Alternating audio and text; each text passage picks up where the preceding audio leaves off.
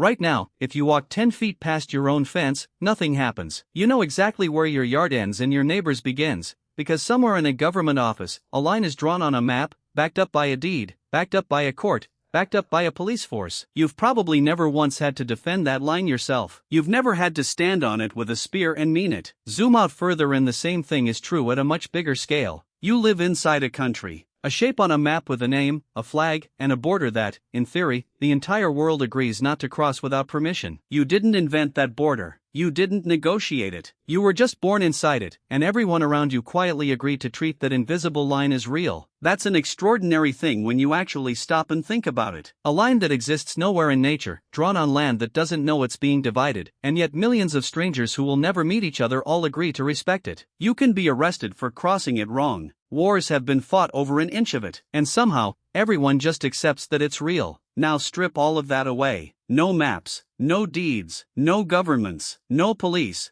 no courts, no satellites tracking coordinates. Go back to the world our species actually evolved in, small bands of hunter-gatherers, maybe 20 or 30 people, moving across open, unfenced land, following food and water across the seasons. And somewhere out there, other bands are doing exactly the same thing, on the same land, chasing the same herds, drinking from the same rivers. There's no paperwork. There's no authority above the group to appeal to. No judge either side trusts. Just two sets of people, both hungry, both armed, both capable of violence, standing in the same stretch of land at the same time, with nothing but instinct and negotiation to decide what happens next. So here's the question. Long before writing, long before farming, long before anything you'd recognize as a nation, how did prehistoric humans figure out whose land was whose? How did they avoid a fight every single time two groups crossed paths in the same valley? And how did a species with no fences, no lawyers, and no written law manage to build the very first idea of territory, the idea that would eventually, thousands of generations later, turn into every border on every map in the world today? Because the truth is, they did figure it out.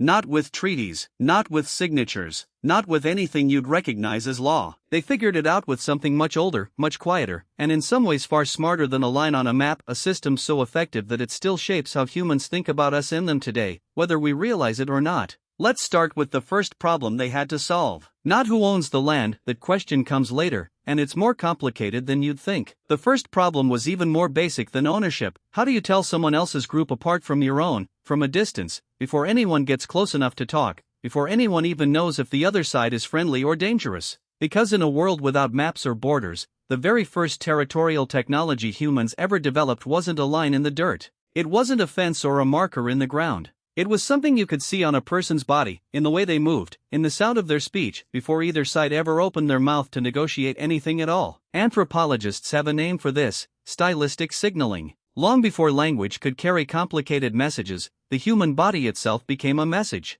The way you cut your hair, the pattern scarred or painted onto your skin, the specific style of beads strung around your neck, the exact shape you chipped into a stone tool, none of these were random. They were identity, worn in plain sight. Here's the obvious answer most people assume: surely a group could just recognize each other by face, by simply knowing who belonged and who didn't. And on a small scale, sure, that works. But hunter-gatherer bands didn't live in total isolation. They met other groups constantly, at river crossings, at seasonal hunting grounds, at the edges of overlapping territory. You couldn't possibly know every face of every band within walking distance. Facial recognition alone breaks down fast in a world of shifting, moving populations. You needed something readable from a distance, something that announced group identity before a single word was spoken.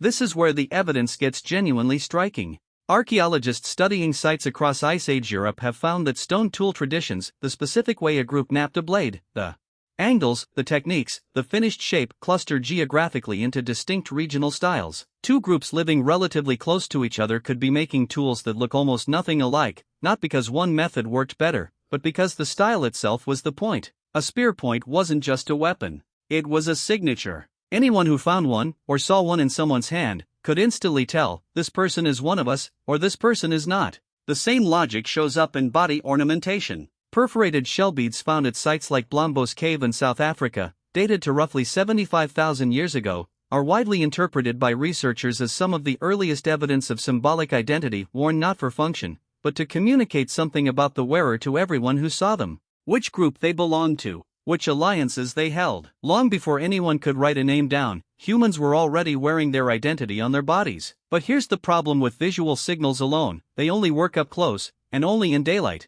and only if you're paying attention. So groups added a second layer, one that traveled even farther and worked even when you couldn't see anyone at all: sound. Dialect. The specific rhythm and vocabulary of a group's speech drifted apart from neighboring bands remarkably quickly, even when the groups lived only days apart. Linguists studying modern hunter-gatherer societies, like groups in the Kalahari, have documented dialect boundaries that shift over surprisingly short distances, a pattern believed to mirror much older prehistoric divisions. A voice carrying across a valley could tell you who was approaching before you ever saw a face. So by combining what you look like, what you carried, and how you spoke, prehistoric bands built something remarkable without a single written word: an instantly readable system of us versus everyone else. No passports, no paperwork. Just hair, scars, beads, blade style, and dialect doing the job that a border checkpoint does today. But identity alone doesn't solve the real problem. Knowing who belongs to which group doesn't tell you who gets to hunt in which valley, or drink from which river, or camp beside which lake.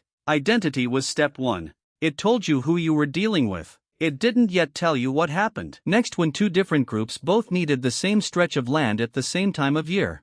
And that problem, the actual question of territory, not identity, turned out to be even harder to solve. Here's the obvious answer: whoever gets there first, or whoever's stronger, wins the land. And for a species capable of violence, that would seem like the default. But constant fighting over territory is expensive. Every conflict risks injury or death in groups that were already small, sometimes only a few dozen people. Lose even 2 or 3 able hunters to a fight over a hunting ground, and the whole group's survival is suddenly in danger. Violence was always an option, but it was a last resort, not a strategy. So instead, hunter-gatherer bands developed something anthropologists call resource defense theory in practice: a surprisingly flexible, almost economic approach to land.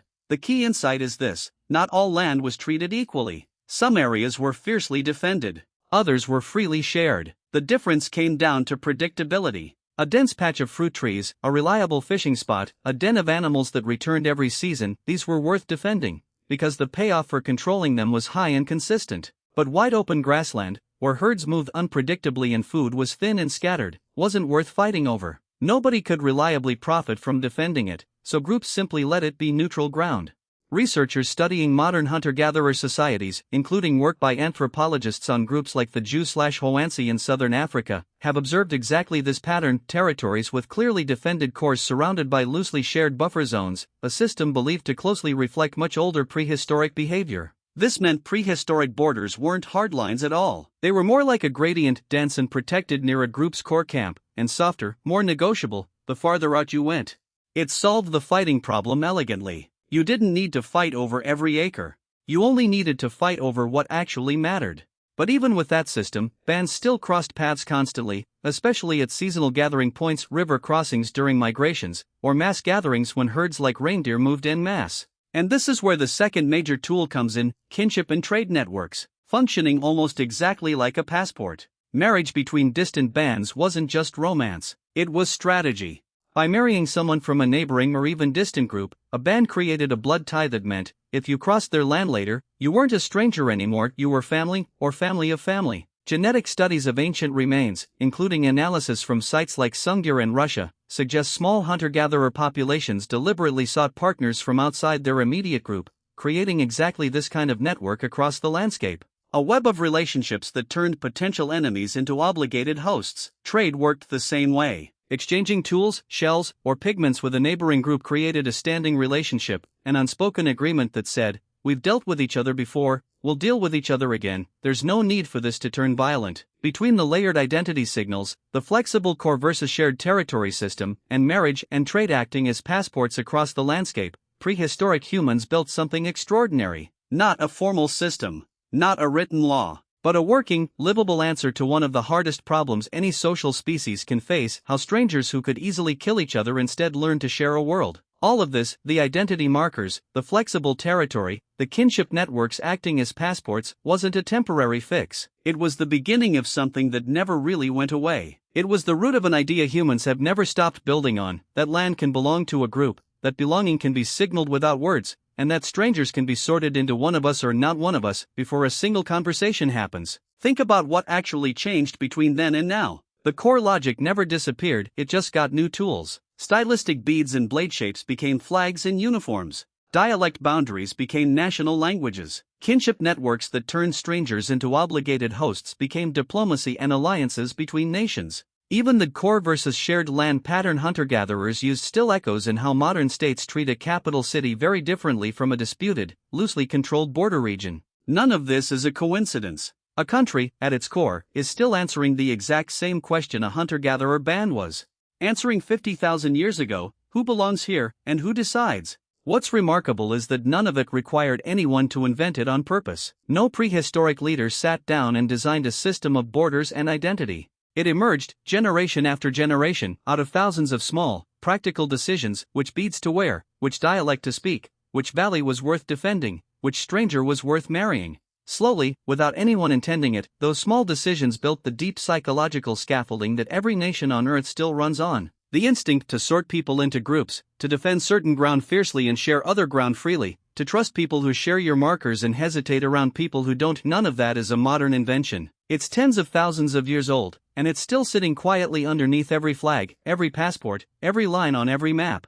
That's the strange part of this story.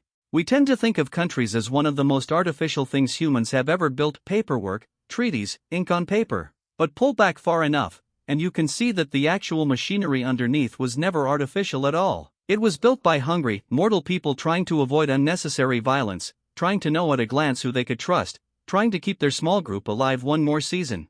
Everything after that, the maps, the flags, the courts, was just our species building bigger and more formal versions of a system that already worked. So think again about that fence in your yard, that border on the map, the line you were born inside of and never had to defend yourself. It feels modern. It feels like paperwork and government offices and men in suits drawing shapes on paper. But underneath all of it is something far older than any nation: a hunter, tens of thousands of years ago, looking at a stranger from another band, reading their beads, their scars, the shape of their spear point, and deciding in an instant, friend or not. You don't have to make that decision anymore. The line does it for you now.